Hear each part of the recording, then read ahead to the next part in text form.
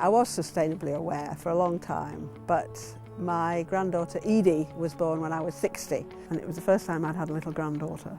And I looked at her in a pram and I thought, when you're 60, what's the world going to be like when you're a granny? And somebody told me about this article saying that older people didn't care about the environment. They were too busy sort of enjoying the last few years of their lives. And I thought, how can older people feel like that if you're a grandparent? And that just made me really think I had to do more than I'd been doing. The most important thing is what's happening to the environment of the planet. And what are your children and grandchildren going to think of you in the future if at least you didn't do something when you knew things were going wrong? I mean, we may not be able to reverse it, but at least we can do our bit.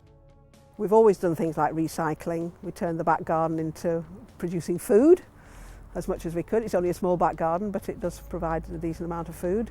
And then we started doing other things inside, like a modern boiler. And then finally, the last thing, we've put these PV panels on the roof to make our own electricity. Prior to putting on the solar panels, the important thing was to make sure the house was insulated to a very high standard. And we did that by putting more than double insulation in the loft, insulating under the floor and cavity wall insulation. So that technically was the first bit. Then the Energy Saving Trust and our energy supplier both worked very hard with us to help us establish this generating system, which will generate actually more power than we use in a year. For me, it makes me feel that I am doing something to contribute to the future for when I'm not here, but my grandchildren are, because I've got 6 grandchildren and I'm really concerned about what it's going to be like for them.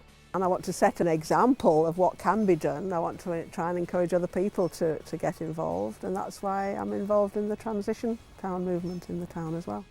Most people will not think they can do this.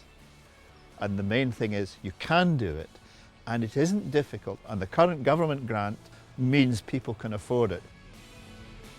It's really important that I'm on the Future Friendly shortlist. I was really pleased about that, because at this stage you get a lot of publicity. It's in the local press, which will help with our Energy Day in March that we're putting on for the town, and it'll help get my feeling that older people can do a lot. That's why I was really pleased I was on the shortlist, because it helps me get that message out.